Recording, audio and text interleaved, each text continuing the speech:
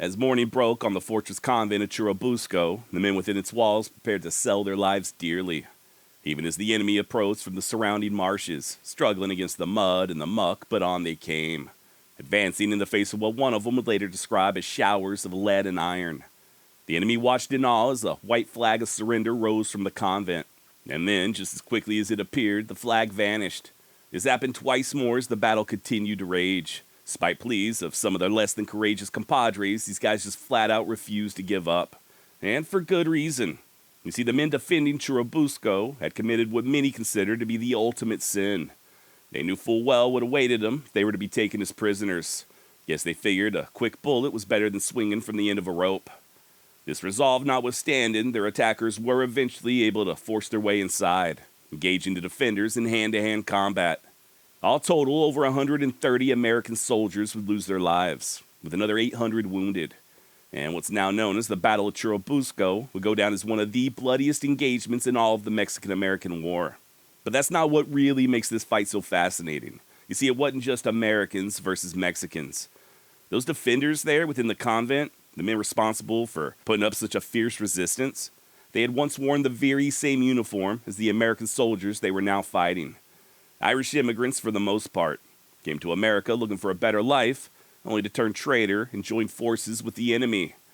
From the siege of Fort Texas to Monterey, Buena Vista, and a dozen smaller skirmishes in between, these Irishmen served with valor and distinction. And that fight there at Churubusco was their biggest yet. Surrounded, outgunned, far from their homeland and branded as traitors, the men of the Saint Patrick Battalion had nothing to lose. But why? Why'd they turn their backs on their adopted country and join the opposition? What would become the San Patricios, who were ultimately captured? Will I attempt an Irish accent? And who exactly was the San Patricio leader, John Riley? Whatever happened to him? My name's Josh, and this is the Wild West Extravaganza.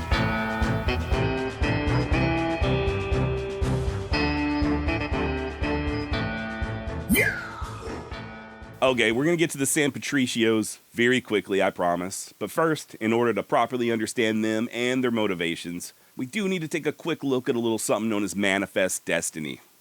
Simply put, manifest destiny was a belief that the United States was destined, by God, to expand both its territory and influence across North America, from the Atlantic all the way to the Pacific.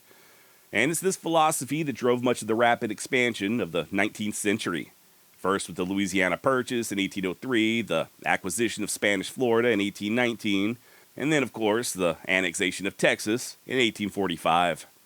President James K. Polk was especially enamored with expansionism. In fact, he even tried to purchase much of the Southwest, including California, but Mexico declined his offer. So Polk just decided to press the matter by sending General Zachary Taylor to occupy a disputed stretch of land along the Texas border.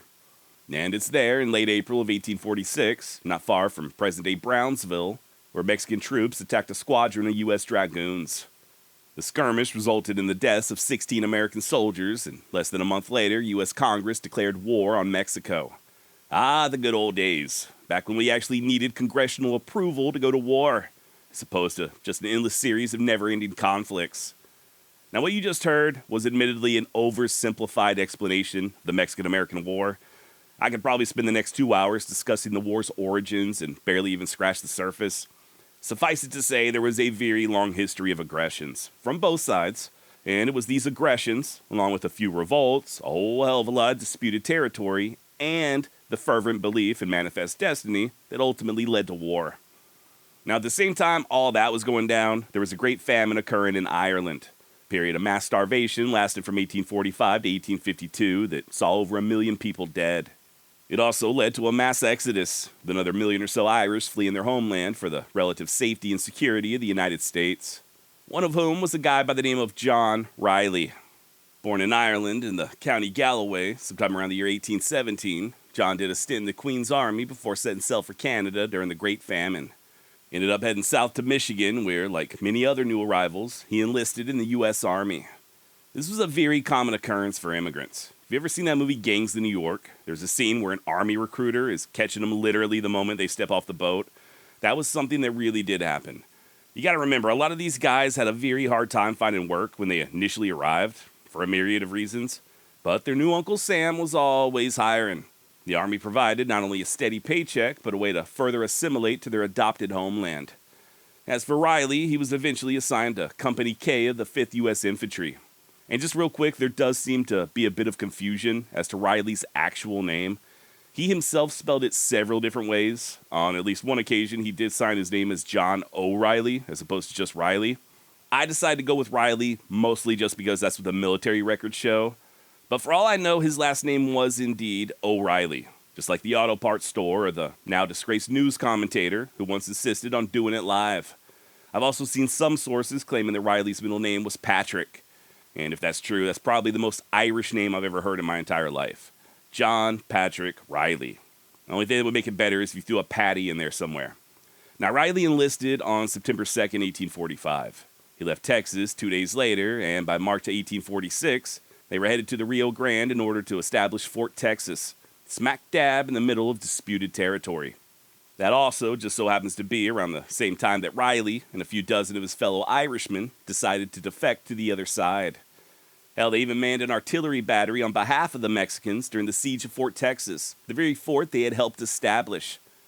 Important to note that this was prior to the United States formally declaring war. Just pointing that out as it will become relevant later on in the story. The siege of Fort Texas began on May 3rd, and Congress wouldn't declare war until May 13th. Now, as to why Riley and the others deserted, that's still up for debate. One theory goes that they had endured a great deal of mistreatment at the hands of their American commanders. And I don't necessarily doubt it. Flogging was something that did happen, as did branding. Sometimes officers would even beat their own men using the broadsides of their swords. Still, though, I don't really think that physical abuse was the deciding factor. Let's be honest. Corporal punishment in the military is nothing new, right?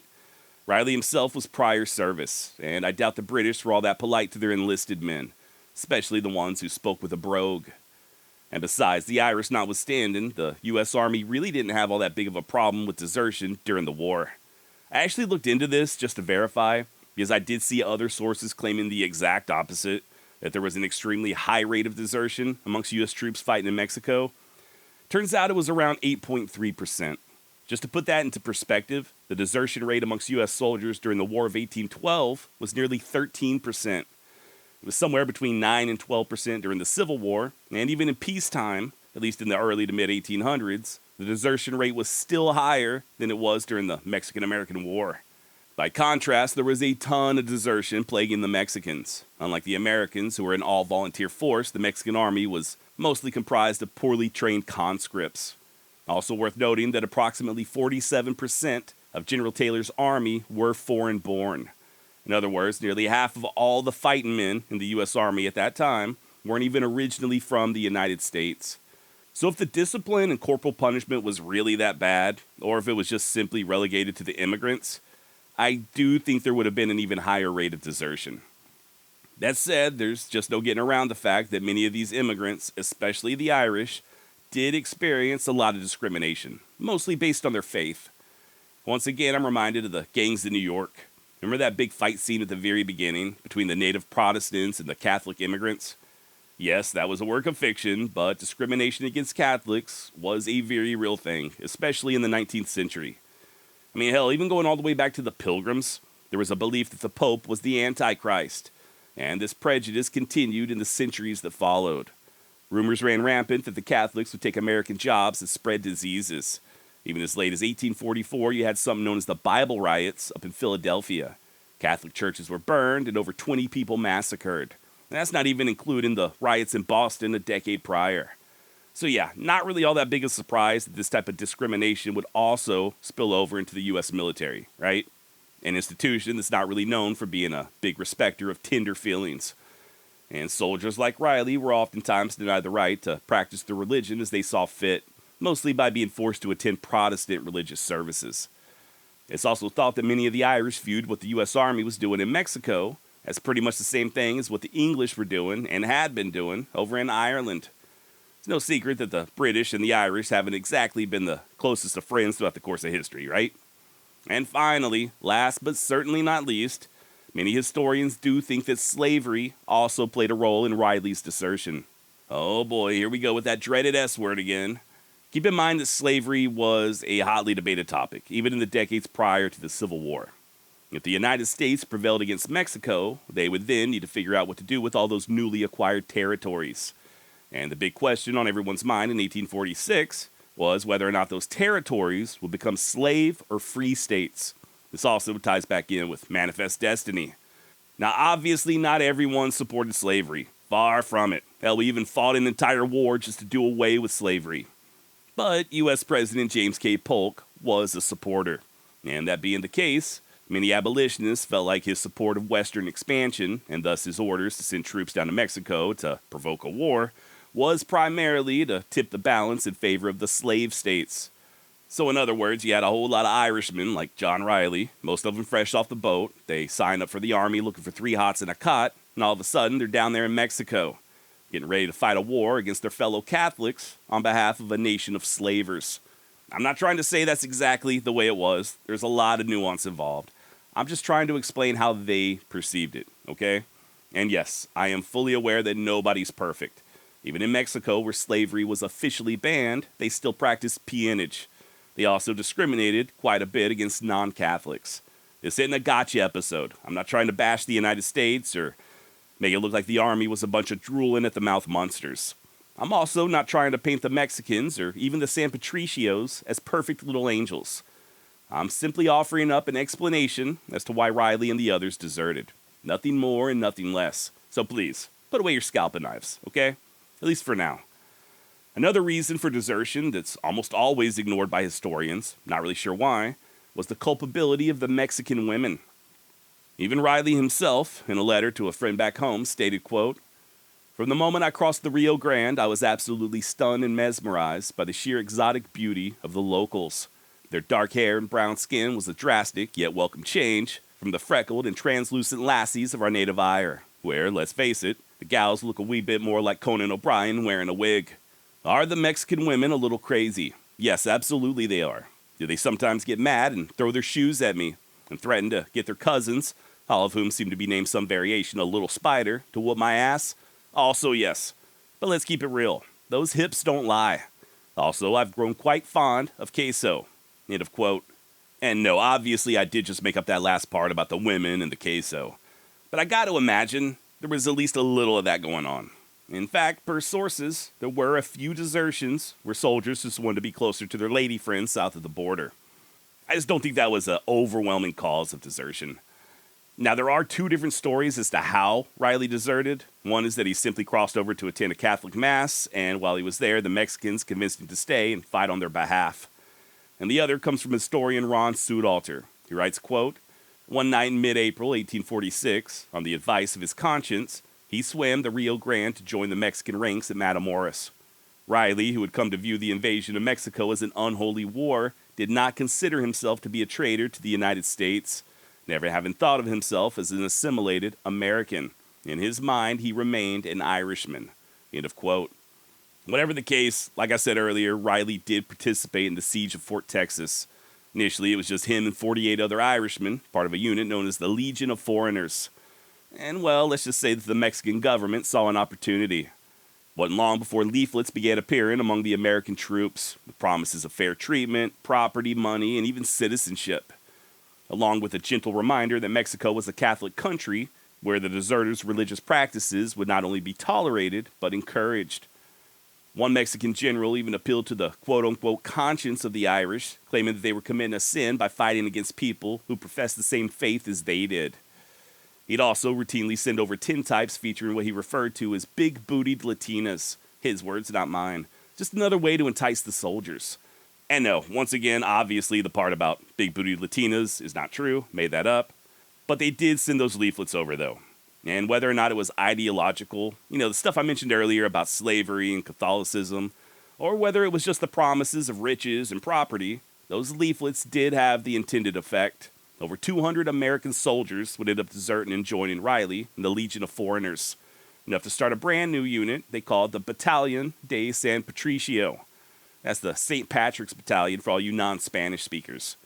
Or, as some of the locals referred to them, Los Colorados, on account of their red hair. Apparently, the word Colorados is slang for red in Spanish. The more you know. And yeah, I can only imagine how much those fair-skinned Irishmen were suffering under that hot Mexican sun. Probably looked a lot more like walking chili peppers than actual soldiers. Nevertheless, they would quickly adapt. Not only that, but they soon emerged as one of Mexico's premier fighting units. The first engagement, where the San Patricios were actually recognized as their own battalion, was the Battle of Monterey on September 21st, 1846. Riley and his Irishmen managed to repel at least 2, possibly as many as 3 assaults right there in the heart of the city. And yet, despite their best efforts, the Mexican commanders still insisted on retreating. By the way, just a side note, I failed to mention this earlier, the San Patricios were not entirely comprised of Irishmen. That's a common misconception. You also had a lot of Germans, as well as a smattering of Polish, French, Italian, and even a few escaped slaves. For the most part, though, they were Irish. Just thought I'd toss that out there. Now, from Monterey, they marched north and joined Santa Anna's corrupt-looking ass at the Battle of Buena Vista, helping to support the Mexican infantry. And once again, they accounted well for themselves. Not only did they inflict a great deal of damage, but they even captured an American artillery battery, cannons that were eventually used against American troops later on during the Battle of Contreras. Yet, despite these heroics, their Mexican officers once again ordered a withdrawal. And as they hightailed it to safer ground, it was the San Patricios who covered the retreat. This bravery did not go unnoticed. Several of them were awarded the coveted Cross of Honor, including Riley. He was also promoted to the rank of captain. Next up was the Battle of Cera Gordo on April 18th. Unfortunately, I was unable to find out much regarding their actions there at Cera Gordo, but this was another American victory. I think something like 1,000 Mexican soldiers were killed, so I highly doubt it was a cakewalk. And yet, once again, in the face of defeat, they continued fighting like men possessed. After all, I know I touched on this earlier, but they had to have known that if they surrendered, they'd be executed as traitors, if they were lucky.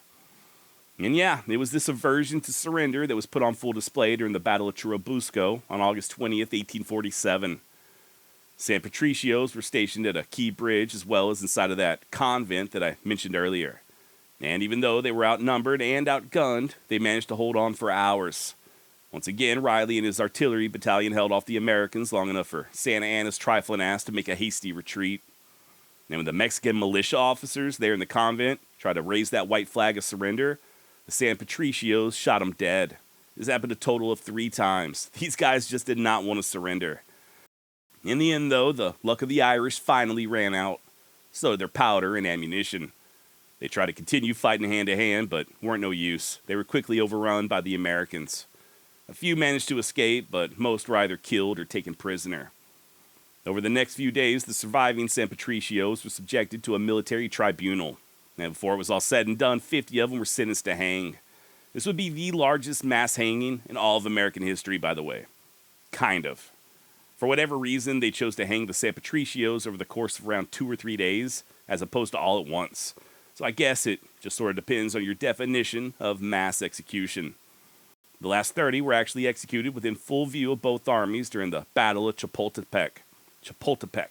That's a hard one. The men were actually forced to stand on mule-drawn carts with nooses around their necks, facing the Chapultepec castle, and per orders, they were to remain there until the Americans secured victory. Finally, at around 9:30 that morning, a cheer erupted amongst the American soldiers as the stars and stripes were raised above the walls. That's when the Irish let loose with a shout of their own, one final unified act of defiance.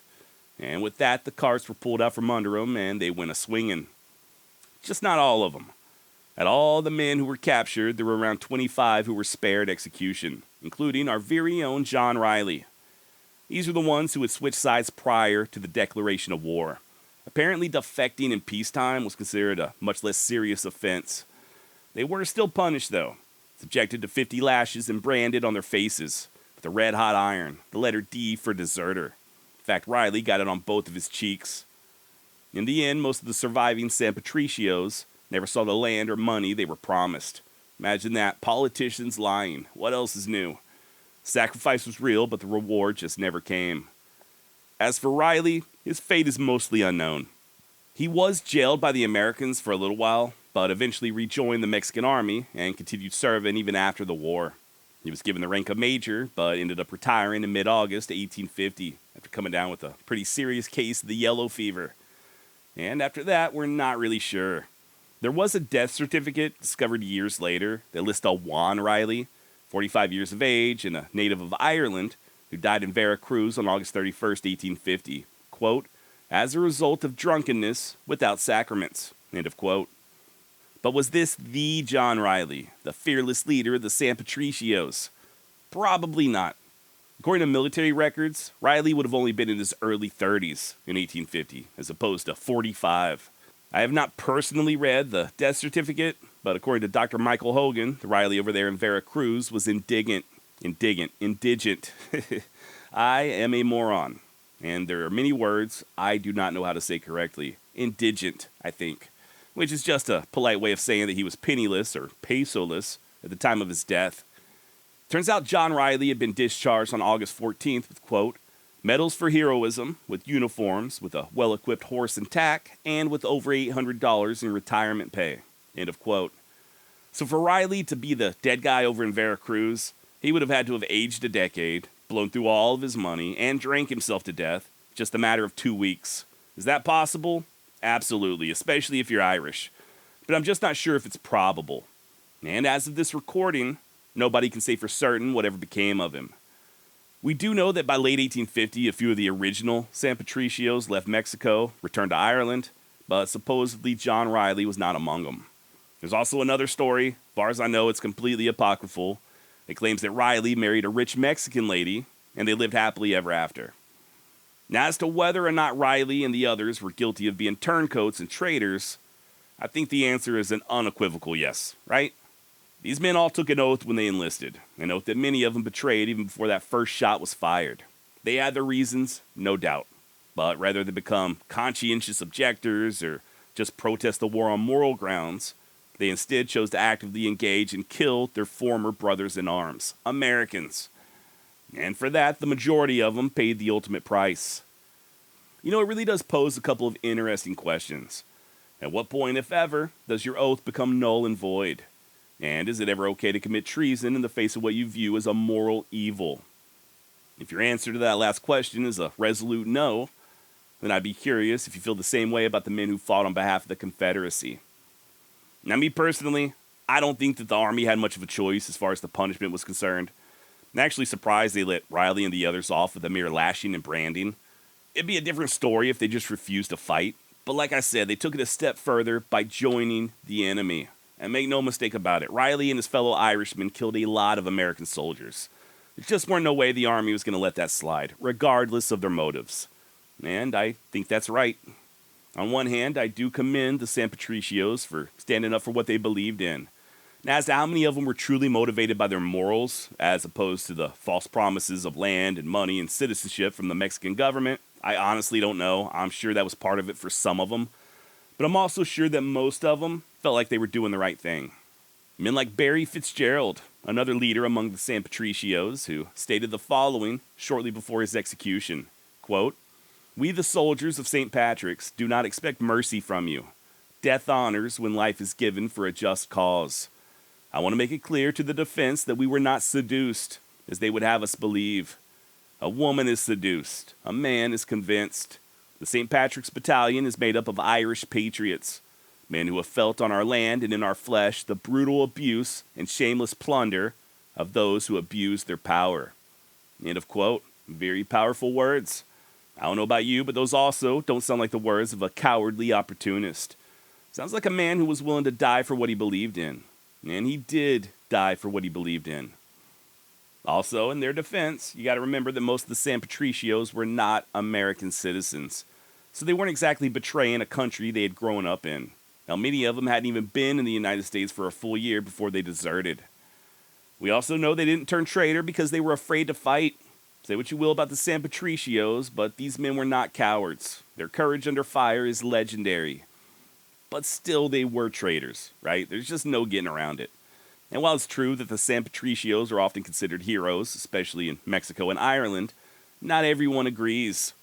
There are even Catholics who feel like what they did was a disgrace and brought shame upon other Irish Catholic immigrants, the ones who served throughout the war honorably.